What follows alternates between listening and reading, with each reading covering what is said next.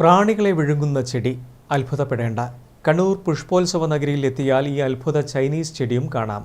കാണികൾക്കൊട്ടേറെ വിസ്മയങ്ങൾ ഒരുക്കുകയാണ് പുഷ്പോത്സവം.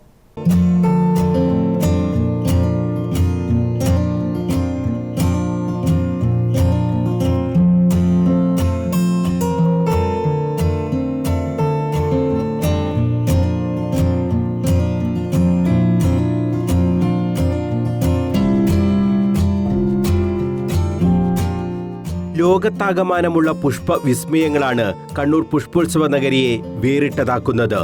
ഇതിൽ ചൈനയിൽ നിന്ന് എത്തിച്ച ഇരപിടിയൻ ചെടികൾ തുറക്കുന്നത് കൗതുകത്തിന്റെ ചെപ്പാണ്.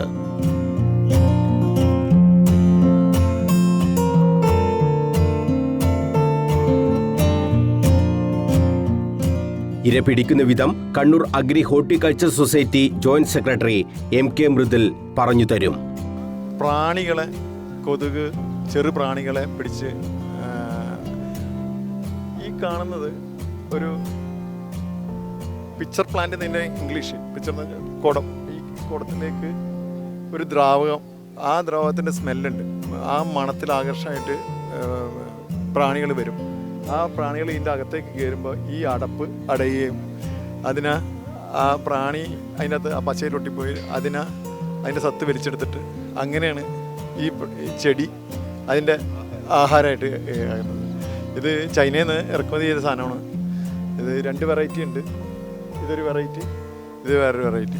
പാഠപുസ്തകത്തിൽ പഠിച്ചത് നേരിട്ട് കണ്ടപ്പോൾ വിദ്യാർത്ഥികൾക്കും ആഹ്ലാദം. നമ്മൾ പ്രാണികളെ പിടിക്കുന്ന ചെടികളുണ്ട്. ആദ്യമായിട്ടാണ് ഇത് കണ്ടത്.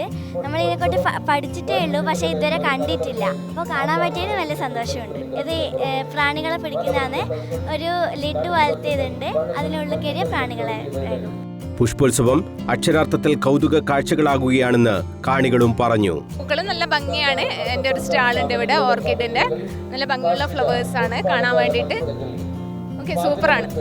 അഗ്രി ഹോർട്ടിക്കൾച്ചർ സൊസൈറ്റി ഒരുക്കിയ കണ്ണൂർ പുഷ്പോത്സവം വൈവിധ്യം കൊണ്ടാണ് ഇത്തവണ ശ്രദ്ധേയമാകുന്നത്. വൻ ജനാവലിയാണ് പുഷ്പോത്സവ നഗരിയിലേക്ക് ഒഴുകുന്നത്.